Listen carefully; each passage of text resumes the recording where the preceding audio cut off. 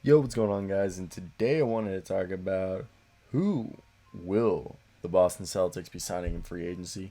So let me hear those thoughts down below right now, and let's just get right into today's video and let me hear those thoughts. So again, guys, we could go and talk about the big fish. I think first off, let's bring back Evan Fournier before we talk about signing anybody. Because if you look at this Boston team going into free agency,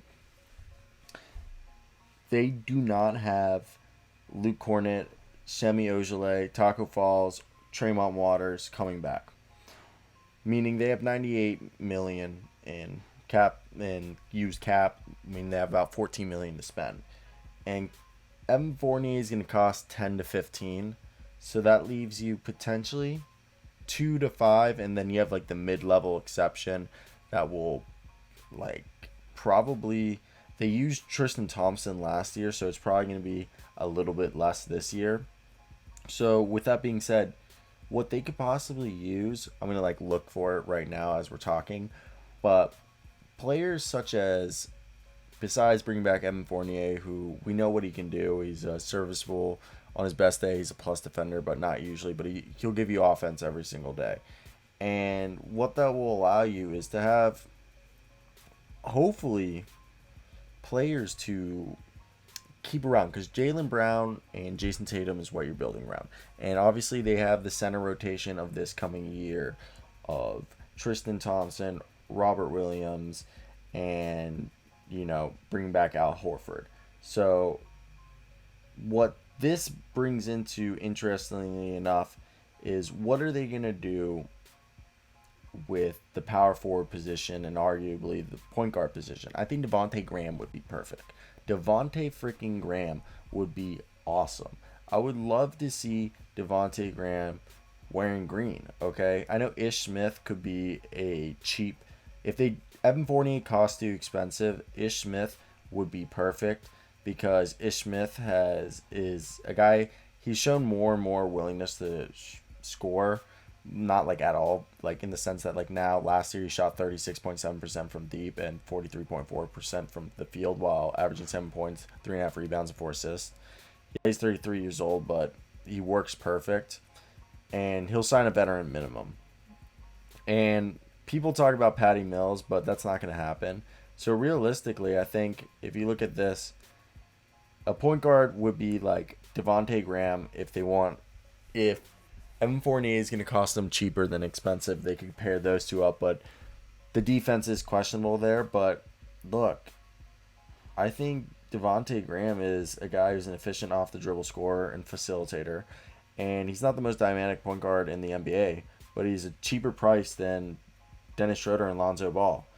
And I don't think they're going to be able to get Kyle Lowry or Lonzo Ball or anybody. But Josh Hart would be another guy. He's basically a guy who's perfect. He's 6'5", but he got 8 rebounds a game this past year while averaging 9.2 points in 28 minutes. He's perfect. Okay, like playing that Jay Crowder type role.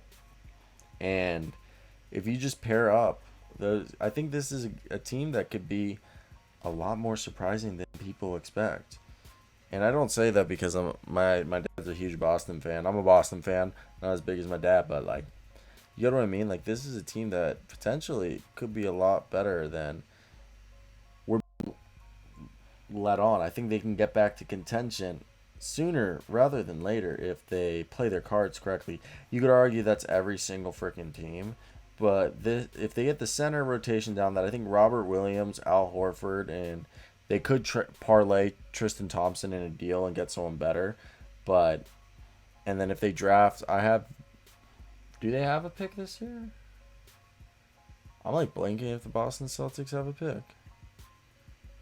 I am really blanking if the Boston Celtics have a pick this year. Let me pull up my mock draft. This is terrible that I'm blanking on this.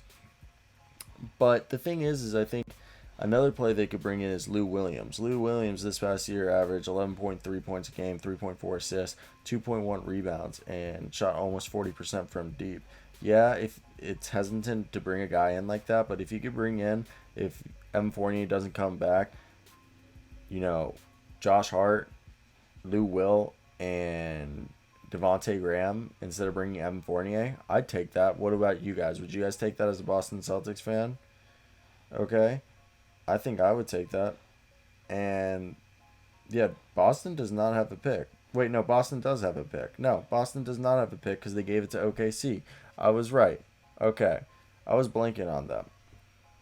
Like, I knew they had like a pick in the earlier but stages, but obviously shit changes. So again, guys, I want to hear what you guys think that like what should the Boston Celtics do? I think obviously the power forward is questionable, but if you can, I think a guy obviously like what we've seen from Jabari Parker had some flashes, but Josh Hart as your future guy, holy crap, I would love that. I'd not in a bag. Would you? I don't know if not in a bag would be like the best way to say, but hey. So I think we got the shooting guard, we got small forward with Jaylen Brown, Jason Tatum. Center rotation of William, Tristan Thompson, and Horford isn't really that bad. Like, there's worse things that could be for an offense. Now, at the point guard position, I like Peyton Pritchard as the backup point guard. I don't have a problem with that. What do you guys think? Okay, I think him as the backup point guard. Teams could have worse. Now, him and like Ish Smith or Devontae Ish Smith would be cool, but I think the idea of Devontae Graham, Josh Hart, and who's the other mofo I said? I said someone cool. Lou Williams. Oh, Lou Williams and Peyton Pritchard and Devontae Graham rotating right there. Then Josh Hart rotating at the power forward position with Jabari Parker and Grant Williams. And then the shooting guard position being Marcus Smart, Romeo Langford, and Carson Edwards could get rotated in there, but at the point guard position, and then you could probably bump up, not Pritchard, but Devontae Graham could sometimes play shoot a small ball shooting guard, but Marcus Smart and Romeo Langford being the guard and wing positions, and Aaron Nesmith also being the wing position. I think that could work. There's a lot of in-house talent here that I think people are undermining. I think a lot of times people do undermine how like important homegrown talent is. It's obviously we're not the freaking MLB where it's a farm system, but hey, we could realistically have a good rebuild out here in Boston, or we could call it a retooling, because it doesn't have to be a rebuild, okay? Necessarily rebuilds have a bad connotation, and I agree, because nobody wants to be in a freaking rebuild, okay? Rebuilds suck, and I think the best thing that they could do is retool. Let's see what they can do. So let me hear your thoughts down below. Obviously, I've put a lot of information out there, so let me hear what you think. Peace out.